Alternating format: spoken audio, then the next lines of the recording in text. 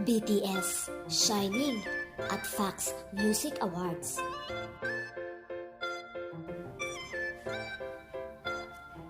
BTS will perform at FMA 2021. Performance of great scope that fits the class of BTS. From grand intro video to various set changes. They are planning to make performance shine even more. Are you excited for BTS at FMA?